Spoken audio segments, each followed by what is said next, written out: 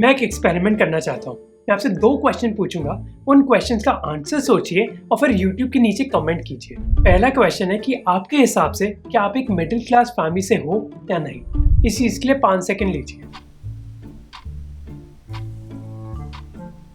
दूसरा क्वेश्चन है कि एक इंडियन मिडिल क्लास फैमिली में ऑन एवरेज हर बंदा कितने पैसे कमाता है हर महीने के लिए। इस चीज के लिए 10 सेकंड लीजिए।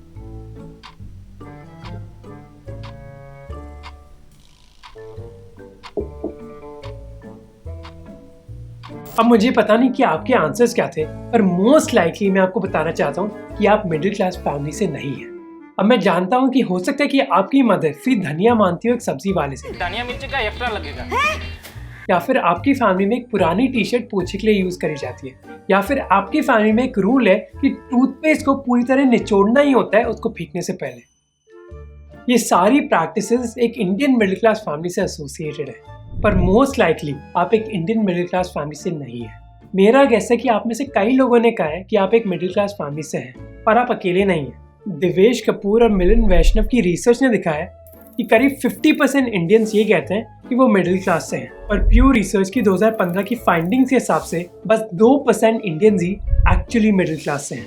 हाँ, 1.3 बिलियन लोगों में से बस 2% लोग। अब आप पूछेंगे कि पर कैपिटा इनकम क्या है एक एवरेज इंडियन फैमिली की।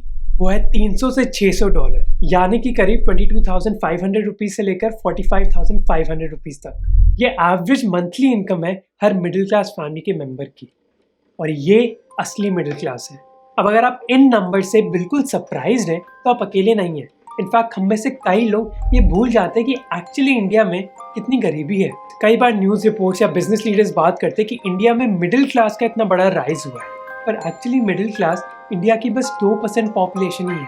और इस वीडियो में हम इसी के बारे में बात करेंगे। राजू का घर 1950s की ब्लैक एंड व्हाइट फिल्मों की याद दिलाता था। और अब एक और 0 कम कर लो तो ये तुम्हारी फैमिली इनकम है मिस्टर राजू। और देखो क्या है कि अच्छी बात है, तुम्हें पता है that you are from middle class. दिक्कत उनके साथ आती है जिनको नहीं पता। पहले ये समझते हैं कि प्यू रिसर्च ने कैसे डिफाइन किया है कि एक मिडिल क्लास क्या होती है। प्यू रिसर्च ने 111 कंट्रीज में अपनी स्टडी करी और हर देश की पॉपुलेशन को उन्होंने 5 ग्रुप्स में डिवाइड कर दिया उस फैमिली की पर पर्सन इनकम के हिसाब से। इन 5 ग्रुप्स को लेबल किया गया poor, low income, middle income, upper middle income और हाई इनकम। अब जनरली कोई एक डेफिनेशन नहीं होती मिडिल क्लास की। प्यू रिसर्च ने कहा कि वो फैमिली मिडिल क्लास होगी जिसकी पर कैपिटा डेली इनकम $10 से $20 के बीच में होगी, जिसका मतलब है कि 2% Indian families middle class families हैं।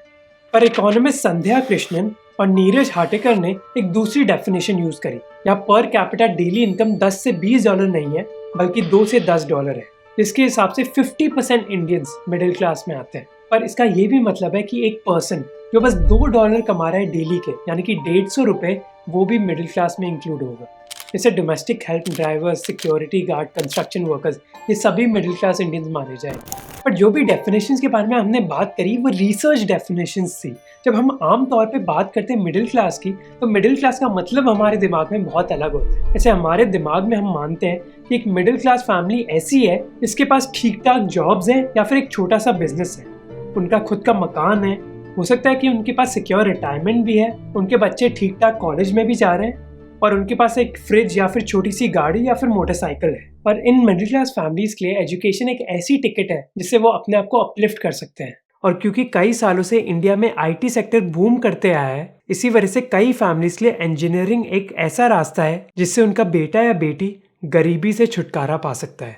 पर अनफॉर्चुनेटली हमारा कॉलेज सिस्टम इतना सक्सेसफुल नहीं रहा ये चीज़ करने के लिए उनके लिए, क्योंकि ये कॉलेजेस उतनी तेजी से इनोवेट नहीं कर पाए जितना तेजी से हमारा इंडियन प्राइवेट सेक्टर इनोवेट कर रहा है। इसीलिए आपको कई सर्वेज दिखेंगे जहाँ ये दिखाया जाएगा कि कैसे most Indian engineers actually unemployable है।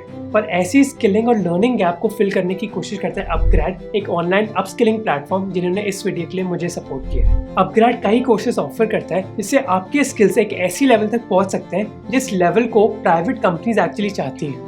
ऐसा इसलिए क्योंकि अपग्रेड कई इंडस्ट्री प्रोफेशनल्स के साथ काम करता है अपने कोर्स को डिजाइन करने के लिए। फॉर एग्जाम्पल, अपग्रेड कई डेटा साइंस कोर्सेज ऑफर करता है मशीन लर्निंग स्पेशलाइजेशन के साथ। बेस्ट पार्ट ये है कि आप अपग्रेड के कोर्सेज कर सकते हो बिना अपनी जॉब छोड़े। पर अपग्रेड के प्रोग्राम्स दूसरे रेगुलर ऑनलाइन सर्टिफिकेट्स की तरह नहीं है। पहला है कि अपग्रेड में आपको ग्लोबली रिकॉग्नाइज्ड डिग्रीज मिलेंगी रेप्यूटेड नेशनल और इंटरनेशनल यूनिवर्सिटीज से, जैसे IIIT बैंगलोर और यूनिवर्सिटी ऑफ एरिज़ोना। दूसरा है कि अपग्रेड के कोर्सेज बहुत ही इंडस्ट्री रेलेवेंट है, जिसकी वजह से आपके लिए एक जॉब मिलने की चांस मैक्सिमाइज हो जाती है। और फाइनली अपग्रेड आपको प्लेसमेंट सपोर्ट भी देता है एक जॉब ढूंढने के लिए। तो अगर आप अपने आप को डिफरेंशिएट करना चाहते हैं जॉब मार्केट में, तो ज़रूर अपग्रेड के ऑनलाइन प्रोग्राम्स को चेकआउट कीजिए, लिंक डिस्क्रिप्शन में है। अब अगर हम इंडियन मिडिल क्लास फैमिलीज के बारे में वापस बात करें, तो हम में से कई लोग सरप्राइज होंगे ये जान के कि बस 2% इंडियन पॉपुलेशन ही मिडिल क्लास है। पर हमें कई बार बताया गया है कि इंडियन मिडिल क्लास तो बूम कर रही है। तो क्या हुआ? बेसिकली प्यू रिपोर्ट ने ये बताया कि इंडिया में जो पॉवर्टी रेट है वो 2001 और 2011 के बीच ज़रूर गिरी थी, पर मिडिल क्लास इंडियंस का शेयर इतना नहीं इंक्रीज हुआ।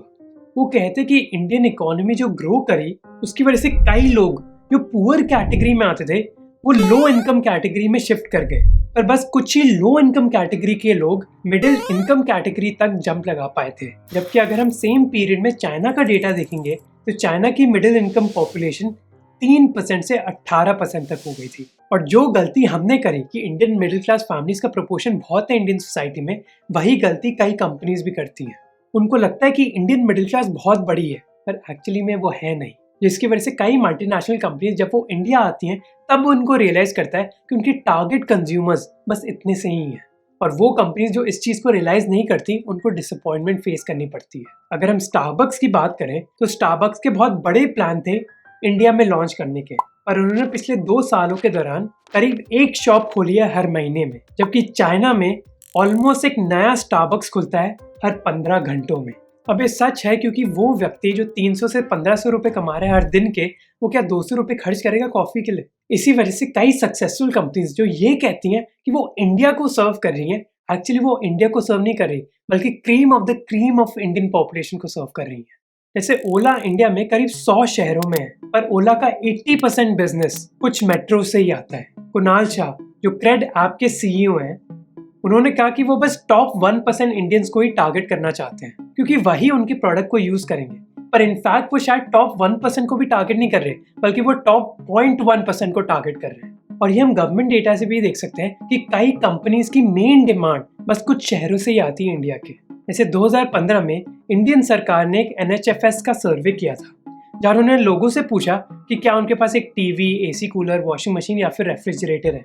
आपको पता है कि इस सर्वे से क्या फाइंडिंग्स निकली कि इंडिया की ऑलमोस्ट 33% वॉशिंग मशीन्स बस कुछ शहरों में ही है, और इंडिया के 15% AC कूलर्स सारे दिल्ली में है। तो इसी वजह से बड़ी बड़ी कंपनीज बस इन शहरों पर ही कॉन्सेंट्रेट करती हैं। और फ्लिप साइड में अगर आप इन शहरों से बाहर जाओगे तो आपको पता चलेगा कि इंडिया की दुनिया बहुत डिफरेंट है। एक सर्वे के हिसाब से 50% से ज़्यादा इंडियन हाउस होल्ड्स अभी भी फायरवुड या फिर काउ डंग यूज़ करते हैं अपने फ्यूल के लिए। अब ये चीज़ हमारे लिए सरप्राइजिंग इस वजह से है क्योंकि शायद हमें नहीं पता कि इंडिया में कितनी बड़ी इनइक्वालिटी है। ऑक्सफैम की 2020 की रिपोर्ट के हिसाब से इंडिया के रिचेस्ट 1% के पास हमारे पूरे देश की ऑलमोस्ट 40% वेल्थ है, जबकि इंडिया में जो बॉटम 50% है उनके पास बस 3% ही इंडियन वेल्थ है। एक और एक्सपेरिमेंट करते हैं। आप मुझे बताइए कि एक फैमिली को कितने पैसे चाहिए होंगे इंडिया के टॉप 10% हाउस होल्ड में आने के लिए? आंसर है 17 लाख रुपए। अगर आपकी फैमिली के पास 17 लाख रुपए हैं या उतने वर्थ एसेट्स हैं, उसका मतलब है कि आप टॉप 10% हाउस होल्ड में से हो। एक और स्टडी ने दिखाया कि इंडिया की मेट्रो सिटीज़ के 87% लोग इंडियन पॉपुलेशन के टॉप 40% भाग से हैं। नवीन काबरा, जिन्होंने इस इशू के बारे में एक बहुत अच्छा आर्टिकल लिखा है, उन्होंने कहा कि आपके लिए एक मेट्रो शहर में एक ऐसे व्यक्ति से मिलना जो इंडिया के बॉटम 60% में है इतना आसान नहीं है। वो ये बोलते हैं कि एक अच्छी चांस है कि आपकी डोमेस्टिक हेल्प भी इंडिया के टॉप 40% में है, जो हमें एक आइडिया देता है कि इंडिया में कितनी गरीबी है और हम लोग कितने प्रिविलेज्ड हैं। अब आप पूछ रहे होंगे कि ये मिडिल क्लास मैटर ही क्यों करती है? चाहे लोअर इनकम ग्रुप हो, मिडिल क्लास हो या फिर अपर इनकम, ये तो बस नाम ही है। अब ये कुछ हद तक सही है कि ये कैटेगरीज के बस नाम ही है, पर मिडिल क्लास के हर इकोनॉमी में बहुत सिग्निफिकेंट कॉन्ट्रीब्यूशंस होते हैं। जैसे पहला कॉन्ट्रीब्यूशन है कि मिडिल क्लास एक सोर्स होती है एंटरप्रेन्योरशिप की। कई स्मॉल बिजनेसेस और जो फैमिली के फार्म्स होते हैं जो मिडिल क्लास फैमिली से एसोसिएटेड होते हैं, उन्हीं की वजह से अमेरिका प्रोग्रेस कर पाया था। दूसरा कॉन्ट्रीब्यूशन है कि मिडिल क्लास किसी भी देश की सेविंग्स और ह्यूमन कैपिटल इन्वेस्टमेंट्स में एक बहुत इंपॉर्टेंट रोल प्ले करती है, क्योंकि सेव करना और एजुकेशन में इन्वेस्ट करना usually middle class house holds के साथ एसोसिएटेड होता है। तीसरी बात है कि लो इनकम और पुअर हाउस होल्ड्स के कंपैरिजन से मिडिल क्लास हाउसहोल्ड के पास एक पावर होती है जिससे वो सरकार से बेटर सर्विस डिमांड कर सकते हैं और ग्रोथ ओरिएंटेड पॉलिसीज को सपोर्ट कर सकते हैं। और फोर्थ चीज़ है कि middle class families usually domestic goods और सर्विसेज खरीदती हैं, इससे एक इकोनॉमी को किक मिल जाती है। कई फैमिलीज जैसे consumer durables, cars, motorcycle, television, mobile phones और रेफ्रिजरेटर्स खरीदती हैं, इससे इंडिया की मैन्युफैक्चरिंग को ग्रोथ मिलती है। कई बार आप न्यूज़ में पढ़ोगे कि महंगाई की वजह से मिडिल क्लास फैमिलीज पर बहुत असर पड़ेगा, या फिर पेट्रोल के दाम बढ़ा दिए गए हैं जिसकी वजह से मिडिल क्लास फैमिलीज पर एक बहुत बुरा असर पड़ेगा। पर जब भी आप ऐसी न्यूज़ पढ़ो तो आपको ये सोचना चाहिए कि क्या आप एक्चुअली एक मिडिल क्लास फैमिली से हो या फिर नहीं। अगर मैं रिच इंडियन का वर्ड यूज़ करूँ तो शायद आपके दिमाग में एक ऐसी इमेज आएगी कि वो व्यक्ति साउथ दिल्ली में रहता है, लंदन में शॉपिंग करता है और खान मार्केट में खाना खाता है। पर मे बी वो डेफिनेशन एकदम सही नहीं है, क्योंकि रिच एक रिलेटिव वर्ड है। मे बी रिच इंडियंस वो हैं जिनके पास एक फ्रिज है, एक स्मार्टफोन है, एक फ्लैट स्क्रीन टीवी है। बिकॉज चाहे हमें ये पसंद हो या फिर ना पसंद हो, पर मोस्ट इंडियंस अभी भी गरीब है and we should recognize that. So hopefully you liked the video. A lot of effort went behind this video, so do subscribe to our channel अगर आपने सब्सक्राइब नहीं किया, and don't forget to check out Upgrad to change your career path. Also अगर आपको ऐसी research oriented videos अच्छे लगते हैं तो इनको ज़रूर चेकआउट कीजिए। See you next time.